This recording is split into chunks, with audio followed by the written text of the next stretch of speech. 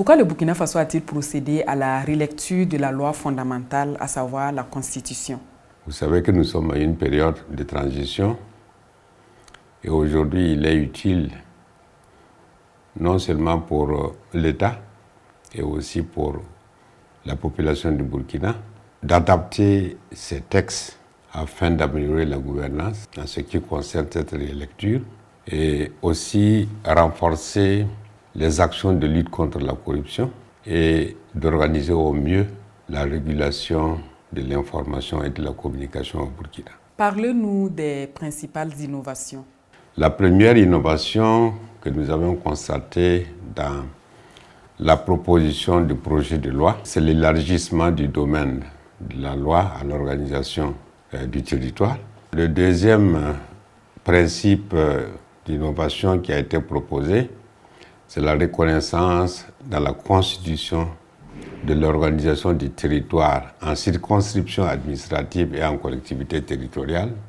Le troisième, c'est la consécration dans la Constitution de la création et de la suppression des circonscriptions administratives par décret, chose qui n'était pas d'actualité.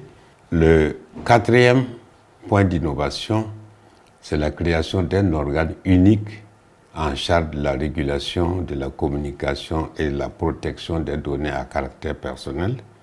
Et enfin, le cinquième, c'est l'institution d'un nouvel organe en remplacement de l'autorité supérieure de contrôle d'État et de lutte contre la corruption, ASCE-LC, dont la dénomination, les attributions, l'organisation et le fonctionnement seront précisés par loi organique. Le texte parle de réorganisation du territoire national. Concrètement, qu'est-ce qui va changer chez les citoyens et aussi au niveau des collectivités territoriales?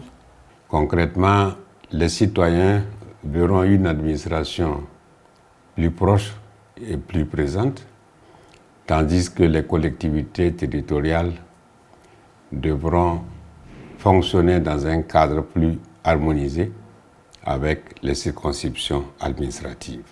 La fusion du Conseil supérieur de la communication et de la Commission de l'informatique et des libertés va-t-elle permettre à la nouvelle institution de mieux assumer ses rôles et ses missions? Aussi, est-ce qu'il y aura une meilleure protection des données personnelles et l'accès équitable à l'information et au digital? La fusion du Conseil supérieur de la communication et la CIL vise en tout cas à créer une institution unique, plus robuste, parce que ça va être du costaud, capable de réguler à la fois les médias et les numériques, et avec un objectif de renforcer la protection des données personnelles et d'assurer en tout cas un accès équitable à l'information et au digital, mais son efficacité dépendra de la mise à disposition concrète des moyens adéquats accordés à cette institution qui va être créée. Enfin, honorable, sur la lutte contre la corruption, pourquoi le gouvernement a-t-il choisi de changer l'approche constitutionnelle de l'ASCE-LC? Que vise cette réforme?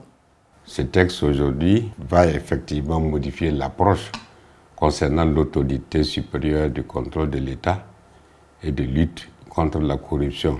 Vous avez constaté, comme moi, le beau travail effectivement que cette institution a eu à faire, qui est clair et qui nous laisse croire qu'aujourd'hui, la gouvernance, en tout cas de tout ce qui est comme action dans ce pays, est d'une réalité et que l'on peut constater à chaque fois que de besoin, en tout cas les irrégularités que nous allons constater et demander sa correction.